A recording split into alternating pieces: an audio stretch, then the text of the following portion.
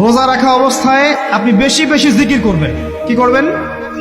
সুবহানাল্লাহ পড়বেন, আলহামদুলিল্লাহ পড়বেন, আল্লাহু আকবার পড়বেন, লা ইলাহা ইল্লাল্লাহ পড়বেন, লা হাওলা ওয়ালা কুওয়াতা ইল্লা বিল্লাহ পড়বেন, পড়বেন হাসবি আল্লাহ ওয়া নি'মাল ওয়াকিল, সুবহানাল্লাহি ওয়া বিহামদিহি, সুবহানাল্লাহিল আযীম, সুবহানাল্লাহিল আযীম ওয়া বিহামদিহি, পড়বেন আস্তাগফিরুল্লাহ ওয়া আতুবু ইলাইহি, আস্তাগফিরুল্লাহ ওয়া আতুবু ইলাইহি, পড়বেন লা ইলাহা ইল্লাল্লাহ ওয়াহদাহু লা শারীকা লাহু লাহুল মুলকু ওয়া লাহুল হামদু ওয়া হুয়া আলা কুল্লি শাইইন কাদির। পারা যাবে না ইনশাআল্লাহ?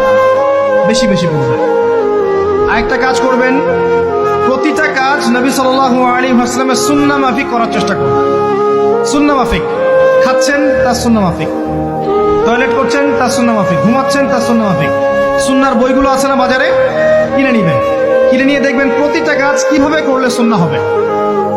এই কাজগুলো করতে গিয়ে আপনাকে গভর্নমেন্ট বাধা দিবে? বিশ্বের